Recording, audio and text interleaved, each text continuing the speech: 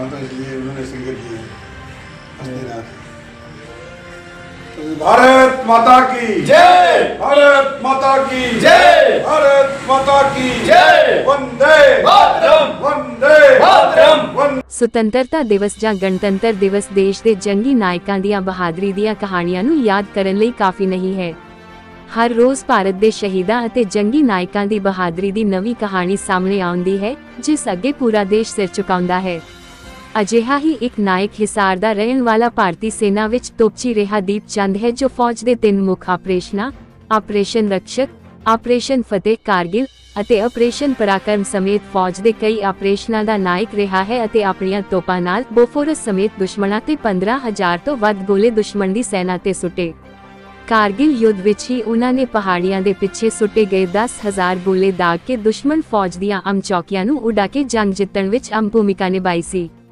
ਦੀਪ ਚੰਦ ਨੇ ਆਪਣੀਆਂ ਦੋਵੇਂ ਲੱਤਾਂ ਅਤੇ ਇੱਕ ਬਾਂਹ ਗੁਆ ਦਿੱਤੀ ਜਦੋਂ ਉਸਦੀ ਆਪਣੀ ਤੋਪ ਦਾ ਇੱਕ ਗੋਲਾ ਸਮੇਂ ਤੋਂ ਪਹਿਲਾਂ ਫਟ ਗਿਆ।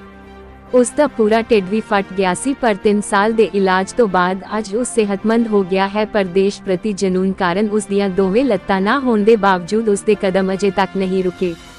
ਹੁਣ ਉਹਨਾਂ ਨੇ ਨਾਸਿਕ ਨੂੰ ਆਪਣੀ ਜਨਮ ਭੂਮੀ ਬਣਾ ਕੇ ਸਿਆਚਿਨ ਤੋਂ ਬਿਨਾਂ ਇੱਕ ਬਾਂਹ ਅਤੇ ਦੋਵੇਂ ਲੱਤਾਂ ਦੇ ਆਪਕਾਰ ਚਲਾ ਕੇ ਆਪਣੀ ਯਾਤਰਾ ਸ਼ੁਰੂ ਕੀਤੀ ਹੈ। ਉਦੇਸ਼ ਜੰਗੀ ਨਾਇਕਾਂ ਅਤੇ ਸ਼ਹੀਦਾਂ ਦੀਆਂ ਕਹਾਣੀਆਂ ਜੋ ਅਜੇ ਤੱਕ ਲੁਕੀਆਂ ਹਨ ਨੂੰ ਦੁਨੀਆ ਦੇ ਸਾਹਮਣੇ ਲਿਆਉਣਾ ਅਤੇ ਜੰਗੀ ਨਾਇਕਾਂ ਅਤੇ ਸ਼ਹੀਦਾਂ ਦੇ ਪਰਿਵਾਰਾਂ ਦੀਆਂ ਸਮੱਸਿਆਵਾਂ ਨੂੰ ਜਾਣਨਾ। 13 ਅੱਤਵਾਦੀਆਂ ਨੂੰ ਮਾਰ ਕੇ ਸ਼ਹੀਦੀ ਪ੍ਰਾਪਤ ਕਰਨ ਵਾਲੇ ਗੁਰਦਾਸਪੁਰ ਦੇ ਲੈਫਟੀਨੈਂਟ ਨਵਦੀਪ ਸਿੰਘ ਅਤੇ ਪਿੰਡ ਪਨਿਆਰ ਦੇ ਸ਼ਹੀਦ ਰਣਵੀਰ ਸਿੰਘ ਪਰਿਵਾਰ ਨੂੰ ਮਿਲਣ ਪਹੁੰਚੇ। ਇਸ ਦੌਰਾਨ ਸ਼ਹੀਦ ਪਰਿਵਾਰ ਸੰਘ ਦੇ ਕੌਮੀ ਜਨਰਲ ਸਕੱਤਰ ਕੁੰਵਰ ਵਿੱਕੀ ਵੀ ਉਹਨਾਂ ਦੇ ਨਾਲ ਰਹੇ।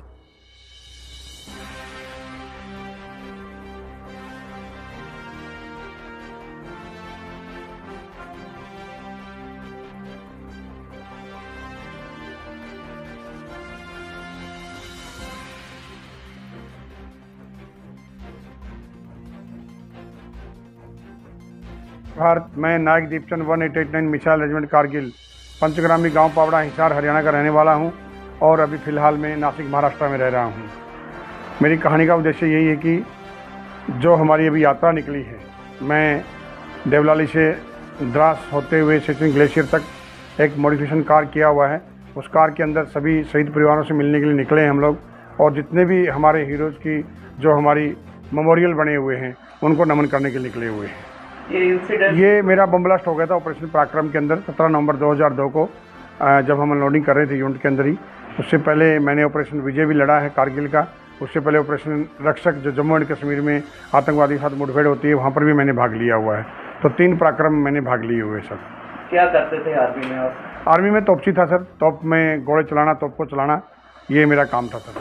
आपके बारे में सुना है कि कारगिल में 10,000 गोले दागे थे। हाँ सर, हमारी बटालियन 1889 उस टाइम लाइट रेजिमेंट थी, 120 मोटर थी हमारे पास में, 10,000 गोले दुश्मन के ऊपर दागे, जो अपने आप में एक रिकॉर्ड है। और ट्रोलिंग के ऊपर जो 42 तोप से गोला निकला था, उसका तोपची मैं ही था। उसी बैरिंग एलिवेशन से पूरी भारतीय सेना ने ट्रोलिंग के ऊपर 51004875 के ऊपर युद्ध लड़ा था सर। चौकी जीती थी? हाँ सर, चौकी 8 जगह गन पोजिशन चेंज किया हम लोगों ने, और लगभग 10,000 गोले दुश्मन के ऊपर दागे, अपने आप में एक रिकॉर्ड है। 12 गैलेंट्री अवार्ड मेरे कारगिल लिखने का सौभाग्य मिला, और आज हमें प्राउड है कि हम उस बटालियन का हिस्सा थे, और आज मेरी बटालियन का नाम इतिहास के स्वर्ण अक्षरों में लिखा हुआ है। कारगिल के अलावा कौन कौन से ऑपरेशन थे? कारगिल के अलावा उससे पहले ऑपरेशन रक्षक जम्मू एंड कश्मीर में जो आतंकवादियों के साथ मुठभेड़ होती है, तो बारामूला सेक्टर के अंदर, मतलब उड़ी सेक्टर में जो बारामूला डिस्ट्रिक्ट है, उसमें हमारी ड्यूटी थी। और उसके बाद मैंने वहाँ पर कश्मीरी लैंग्वेज कोर्स किया, और कश्मीरी लैंग्वेज कोर्स से ये फ़ायदा रहा कि मैं जो हमारा रेजिमेंट का खुफिया विभाग, जिसको हम इंटेलिजेंट बोलते हैं, उसके अंदर मैंने कार्यरत किया, और लगभग 8 आतंकवादियों को मौत के घाट उतारने में अहम रोल अदा किया। आपने बहुत सा कॉन्फिडेंस देखा जा रहा है, इतना कुछ होने के बावजूद भी देश के लिए काम कर रहे हैं, शहीद परिवारों को इकट्ठा कर रहे हैं। आगे क्या करने का प्लान है? सर, हर कदम इस राष्ट्र को समर्पित है। जब वर्दी पहनी थी तो जो हम कसम खाते हैं, वो कसम हम लोगों को ऐसा नहीं कि जब तक हम वर्दी में हैं तब तक है, भले ही वर्दी उतरेगी, मगर देश के प्रति जो हमारी जवाबदारी है आज भी हम निभा रहे हैं, और आखिरी सांस तक निभाएंगे। हर कदम इस राष्ट्र को समर्पित है।